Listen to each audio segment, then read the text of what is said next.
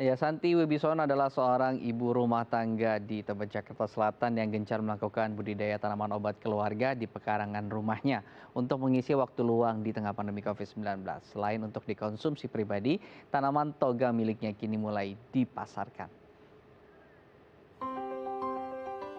Inilah yang dilakukan Santi Wibisono, seorang ibu rumah tangga asal Tebet, Jakarta Selatan yang memanfaatkan waktu di rumah saja dengan melakukan budidaya tanaman obat keluarga atau toga. Budidaya tanaman obat ini sudah dilakoni Santi sejak lama. Namun, selama masa pandemi COVID-19, aktivitas budidaya semakin gencar dilakukan. Ada berbagai jenis tanaman obat yang ditanam oleh Santi, mulai dari tanaman obat tradisional hingga jenis tanaman yang jarang ditemui, yang diyakini memiliki banyak manfaat untuk kesehatan tubuh.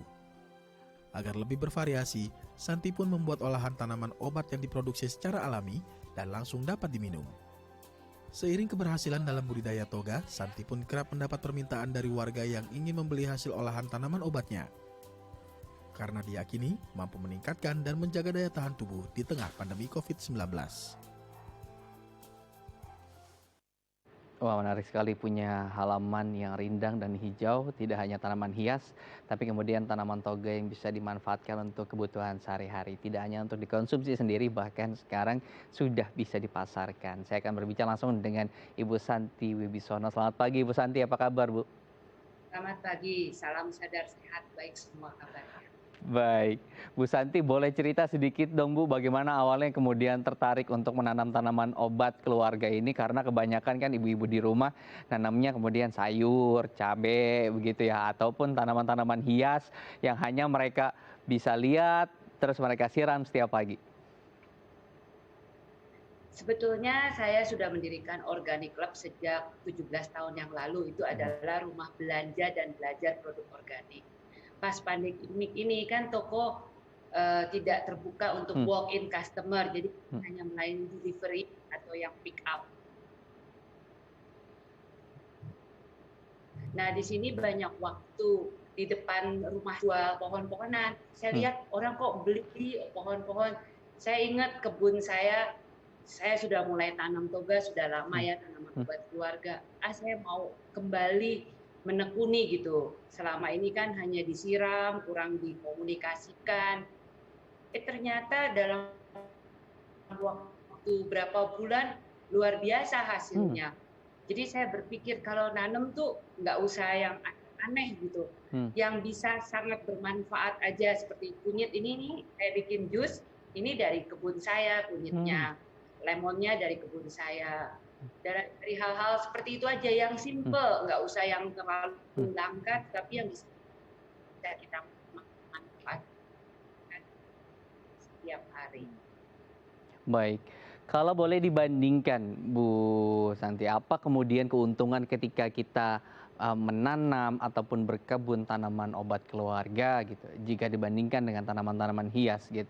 Apakah kemudian ada manfaat khusus yang kita terima gitu, lebih dari sekedar menikmati gitu pemandangan ataupun bunga-bunga yang kemudian tumbuh di halaman kita?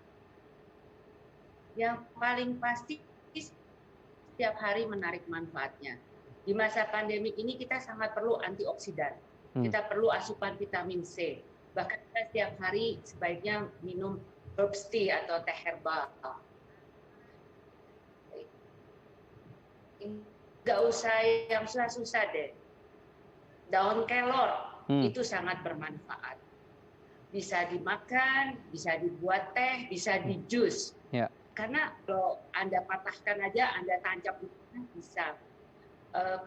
Hal-hal kecil, dan Indonesia mengalami masalah stunting kan, daun kelor itu sangat dianjurkan oleh WHO untuk makanan anak-anak, balita, bayi.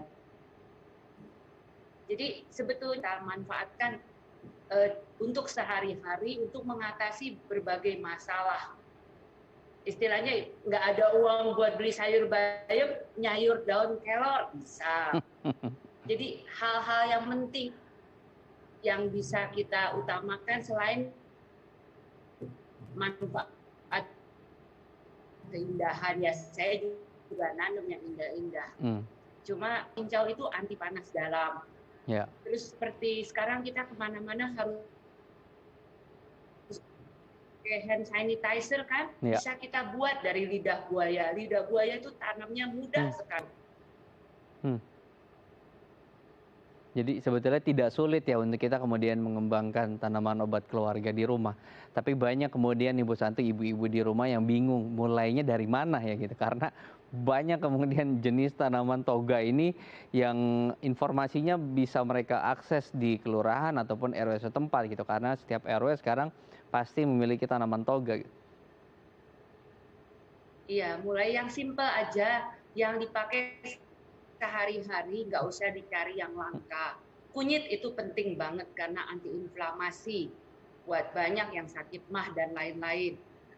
Terus seperti tumbuhan lain, jeruk nipis sangat penting, sumber vitamin C, dan daun salam itu juga mudah untuk Anda yang punya diabetes.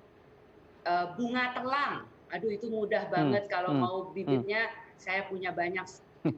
Bunga telang itu sumber antioksidan, bisa menjadi pewarna alami, jadi manfaatnya. Tadi yang saya utamakan juga lidah buaya. Lidah buaya Ya. bisa untuk rambut, bisa untuk kulit, bisa untuk Anda konsumsi, bisa untuk anti panas dalam, bisa memerangi obesitas.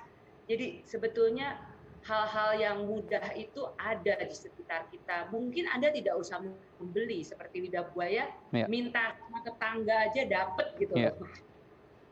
Jadi kalau mau bertanam itu modalnya tekad dan inovasi dari apa yang ada di sekitar kita. Tidak selalu harus dengan membeli gitu. Oke.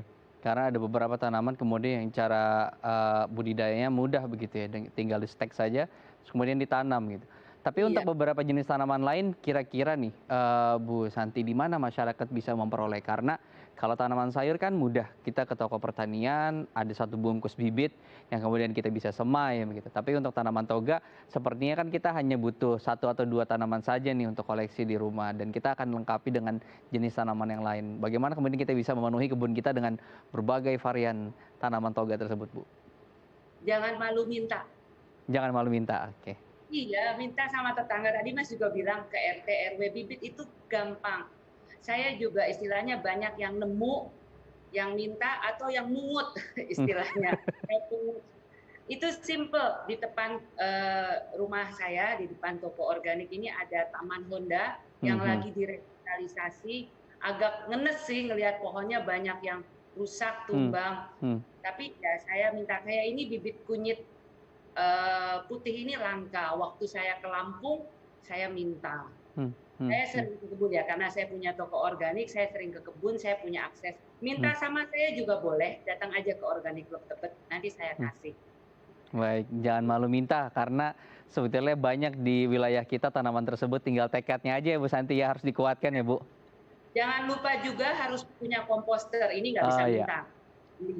Komposter itu nanti cairannya Anda bisa untuk pupuk organik, limbahnya itu komposnya itu bisa untuk menjadi media tanam. Karena media tanam penting. Karena awalnya kan tempat tinggalnya si pohon itu yang harus kita siapkan. Baik, jadi 2 manfaat sekaligus, kita ngompos dan juga punya tanaman toga di rumah Bu Santi. Terima kasih sudah berbagi inspirasi pagi ini di Halo Indonesia, Bu Santi. Sama-sama, salam sadar sehat selalu untuk kita semua. Baik, terima kasih Bu Santi telah berbagi inspirasi, dan Anda pemirsa jangan kemana-mana karena usai jeda kita masih akan menghadirkan beragam informasi menarik lainnya. Tetap bersama kami di Halo Indonesia.